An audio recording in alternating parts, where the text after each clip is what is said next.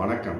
வைஜத் from Javvadhupatti Puthur power writer அப்படிங்கிற YouTube channel மூலமாக உங்களை மீண்டும் சந்திப்பது ரொம்ப மற்ற மகிழ்ச்சி. அத்தோட எங்கள் சேனலை சப்ஸ்கிரைப் பண்ணுங்கள், பெல் பட்டன் அழுத்த மறந்துடாதீங்க. அத்தோட எல்லாத்துக்கும் ஷேர் பண்ணுங்கள்.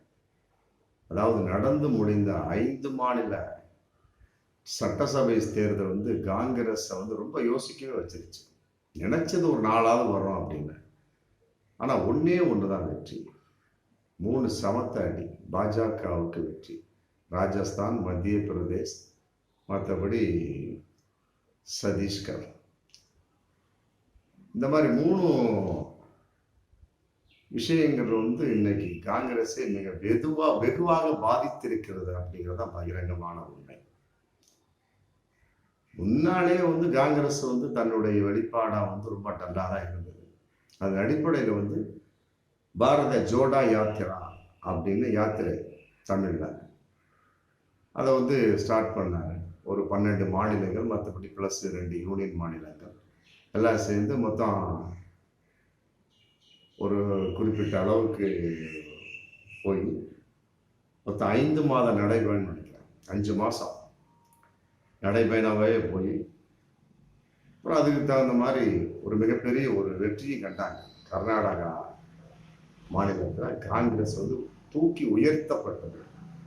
பாஜக படுதோல்வி அடைந்தது அப்படிங்கிறது சரித்திர உண்மை. துடைத்து வாரி எறியப்பட்டது பாஜக. ஆமா.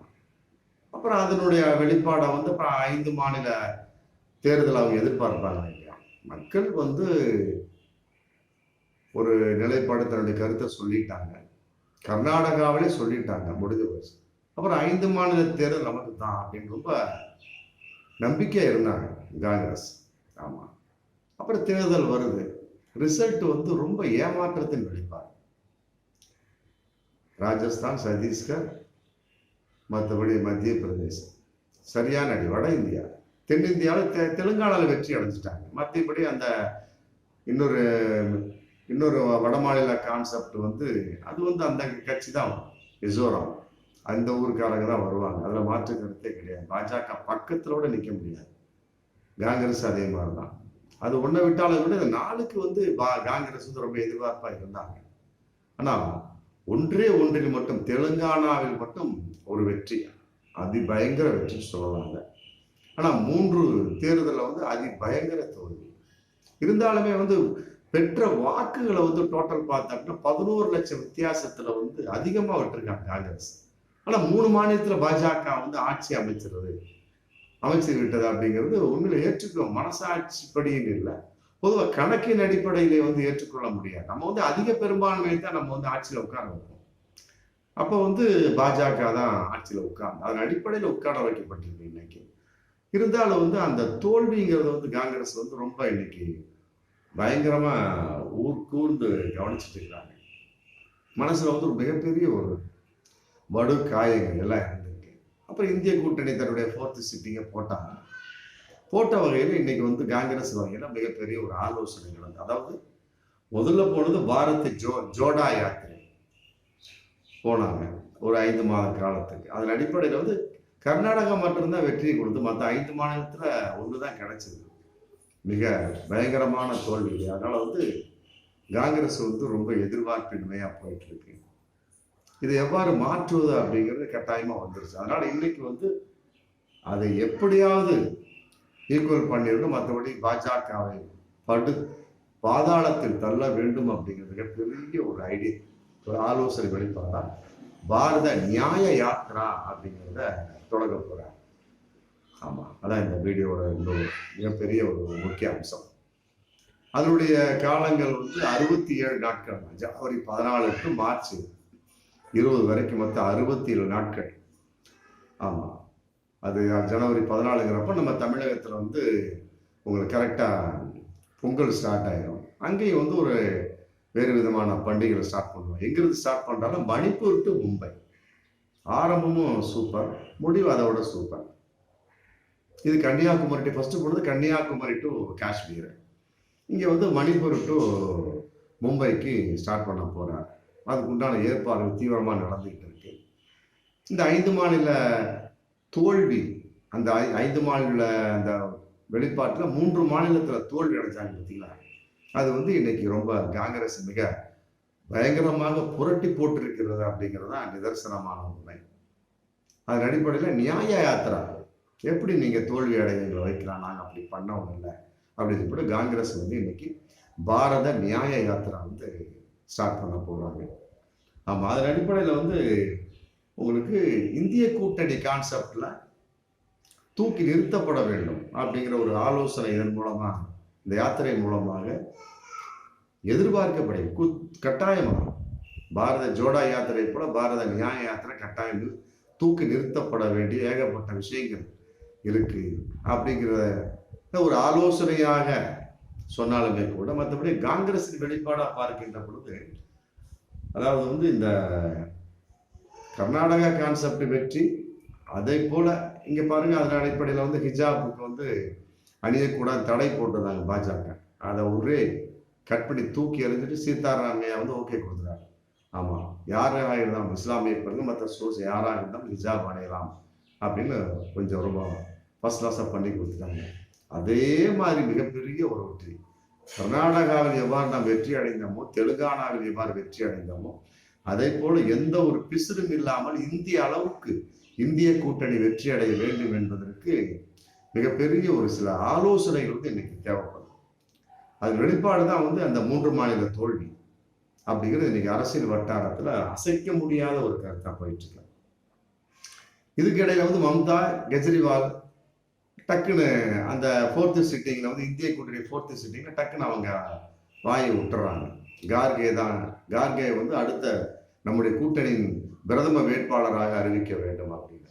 அதுக்கு எதிர்ப்பு அந்த அளவுக்கு இல்லை. பட் கார்கேவே சொல்லிட்டாங்க, எதுக்கு இதெல்லாம் இப்ப போட்டு குட்டையை குழப்பிட்டு உட்காந்துருப்பான, இப்ப தேவையெல்லாம் பின்னால பாத்துக்கலாம் அப்படின்னு சொல்லிட்டாங்க. இருந்தாலும் வந்து கார்கே அப்படிங்கிற வந்து ஒரு தலித் மகன், அவர் ரொம்ப 54 வருடங்களுக்கு மேல வந்து அரசியல்ல வந்து ரொம்ப அனுபவம் பழுத்த முதியவர், பழுத்த ஒரு மிகப்பெரிய ஒரு மனிதர். ஆமா, தலித் முதல் இந்திய தலித் பிரதமர் அப்படின்னு நம்ம ஒரு மிகப்பெரிய ஒரு ஒரு இதை ஏற்படுத்தணும் அப்படின்னு காங்கிரஸ் வந்து இன்னைக்கு எதிர்பார்த்திருந்தாலுமே கூட, மற்றபடி இதற்கு ஆதரவா மம்தா, கெஜ்ரிவால் வந்து வாய் விட்டுட்டாங்க. அதை எவ்வாறு காங்கிரஸ் கொண்டு வர போகிறது, அது அறிவிச்சிட்டாங்கன்னா கட்டாயமா ஒரு மிகப்பெரிய ஒரு பாராட்டக்கூடிய விஷயம்தான். அதன் அடிப்படையில் வந்து இருக்கக்கூடிய 83 எஸ்சி தொகுதி நினைக்கிறேன் ஃபுல்லாவே வந்து காங்கிரஸுக்கு வர வாய்ப்பு இருக்கு அப்படிங்கிற ஒரு கணக்கு இன்னைக்கு காங்கிரஸ் போட்டிருக்கு. ஆமா, அது ஒரு வெளிப்பாடு. மீண்டும் வந்து இந்த பாரத் நியாய யாத்திரா, மக்களிடம் நான் நியாயம் கேட்க போறீங்க வார்த்தையிலே இருக்கு, பாரத நியாய யாத்திரா. ஏன் நீங்க எங்களை தோற்கடிச்சீங்க, நாங்க என்ன தவறு செஞ்சோம், திருத்திக் கொள்கின்றோம் அப்படிங்கிற மாதிரி இன்னைக்கு மிகப்பெரிய ஒரு வெளிப்பாடா காங்கிரஸ் அறிவிச்சிருச்சு. ஜனவரி 14 டு மார்ச் 20 வரைக்கும் 67 நாட்கள், மணிப்பூர் டு மும்பை. ஆமா, இல்லம்மா அறிவிச்சுட்டாங்க. மற்றபடி வந்து நாங்கள் என்ன தவறு செய்தோம் அப்படின்னு வந்து இன்னைக்கு காங்கிரஸ் நியாய யாத்திரை நடத்த போகுது இல்லையா?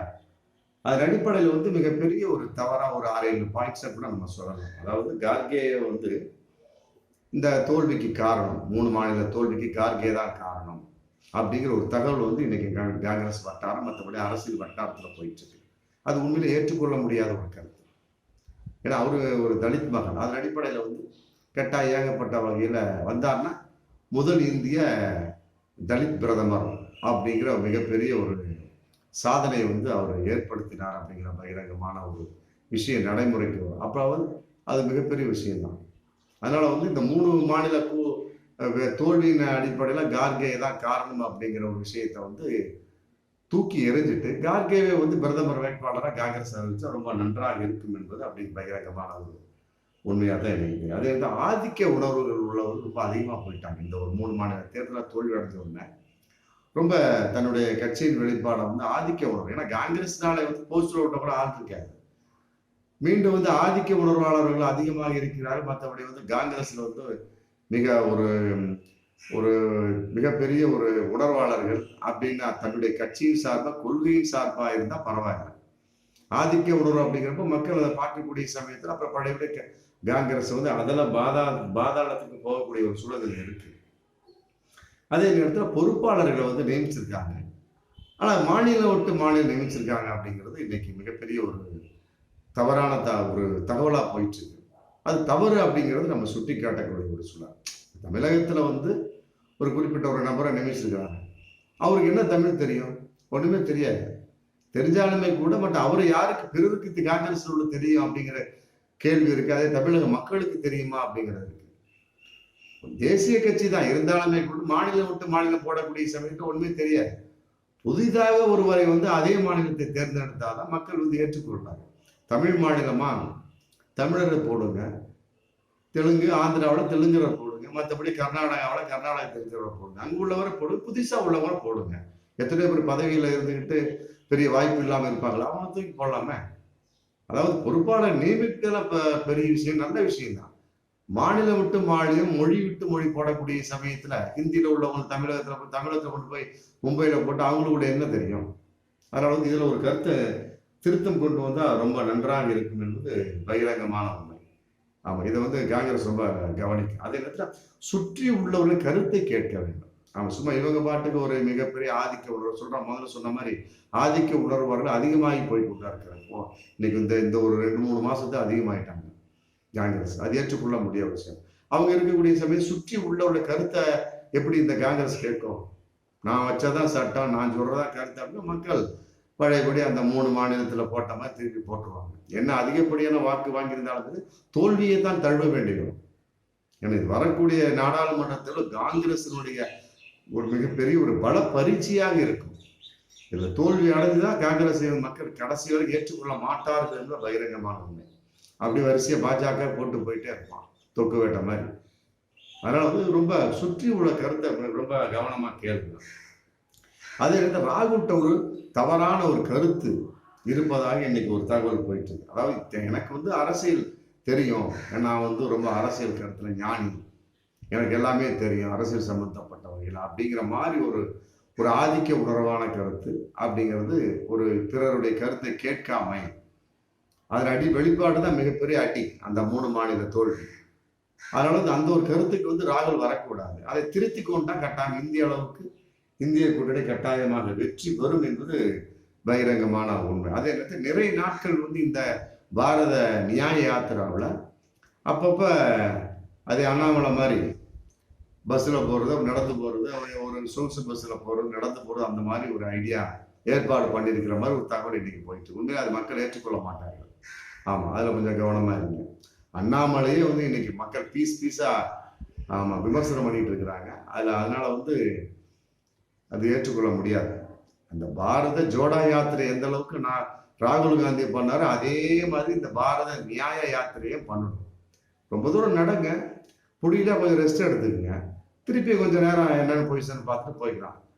அதை விட்டுட்டு நீங்க வந்து சொகுசு பயணம் மற்றபடி நடை சொகுசு பயணம் போனீங்கன்னா அந்த எஃபெக்ட் கட்டாயமா இருக்காது.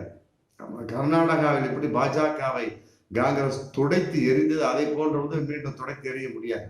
நீ விட்டு அடுத்த 5வது வருஷம் தான் நாடாளுமன்ற தேர்தல், அதையும் பார்த்துக்கிட்டீங்க. அதனால வந்து பாரத நியாய யாத்திரா அப்படிங்கிறது வந்து கட்டாயமாக வந்து அண்ணாமலையை போல சொகுசு பயணம் ஆக்கிறாதீங்க அப்படிங்கிற பகிரங்கமான ஒண்ணு. அதே நேரத்தில் அங்கங்க உள்ள பெரிய மக்களை கூப்பிட்டு அந்த யாத்திரையால கலந்துக்க சொல்லுங்க. வர்றீங்க, இங்க இருந்து ஒருத்தவங்க தமிழகத்துல இருந்து ஒருத்தவங்க அங்க வந்து கலந்துக்கிற மாதிரி, தெலுங்கானாவில் ஒருத்தவங்க கலந்துக்கிற மாதிரி, அப்புறம் கேரளாவில இருந்து அப்படியே அங்க வந்தாரு அப்படியே கலந்துக்கிற மாதிரி, அந்த மாதிரி ஒரு செட்டப் பண்ணலாம். அங்கே உள்ளவங்க மணிப்பூர் மற்ற சோன்ஸ் உள்ளவங்க அப்பப்போ கலந்துக்கிற மாதிரி, அப்படியே கட்டி தழுவி அங்கே போஸ் கொடுக்குற மாதிரி, வரவேற்கிற மாதிரி, இடையில போயிட்டு இருக்க சமயத்தில் சமூக ஆர்வலர்கள் மற்றபடி சோன்ஸ் அனைவருக்கும் அது பாரத ஜோடா யாத்திரெல்லாம் பண்ணினார். அதே மாதிரி இதெல்லாம் பண்ணணும். ஏன்னு கேட்டால் நீங்கள் சொகுசு பயணம் மாதிரி அண்ணாமலை மாதிரி போனீங்க அப்படின்னா அப்புறம் அந்த மாதிரி ஒரு பிறருக்கு மதிப்பு கொடுக்க முடியாத ஒரு சூழல் ஏற்படும் என்பதுதான் பகிரங்கமான உண்மை. அதனால பார்த்து இந்த பாரத நியாய யாத்திரை வந்து உண்மையிலே நியாயம் கிடைக்குமா என்பது 2024 நாடாளுமன்ற தேர்தலில் தான் நம்ம பார்க்க முடியும். பாரத ஜோடா யாத்திரையில கர்நாடகாவில் நியாயம் கிடைச்சிருச்சு. ஆனா 5 மாநில தேர்தலில் 3 மாநிலம் போச்சேன். ஆமா, அப்படிங்கும்போது அப்புறம் பாரத நியாய யாத்திரையில எந்த அளவுக்கு வெற்றி காங்கிரஸ் குறிப்பாக இந்திய கூட்டணி வெற்றி அடையும் அப்படிங்கிற பகிரங்கமான ஒரு எதிர்பார்ப்பு நிறைய இருந்துகிட்டு இருக்கு. அதே நேரத்தில் அந்தந்த ஏரியாவில் எந்தெந்த கட்சி இருக்கு அந்தந்த இடத்துல கூட்டணி போட்டுருங்க. அதே நேரத்தில் பிரதம வேட்பாளரை கட்டாயமா அறிவிச்சு தான் நீங்க தேர்தலுக்கே வரணும் அப்படிங்கிற ஒரு மக்களுடைய கருத்தாகவும் இருந்துகிட்டு இருக்கு. ஆமா, அதுல கொஞ்சம் கூண்டு கவனிங்க. இல்லை அப்படின்னா கட்டாயமா 2024 நாடாளுமன்ற தேர்தல் காங்கிரஸுக்கு சாதகமாக இருக்குமா என்பது மிகப்பெரிய ஒரு கேள்விக்குறிதான். மீண்டும் அடுத்த வீடியோ சந்திப்போம். நன்றி.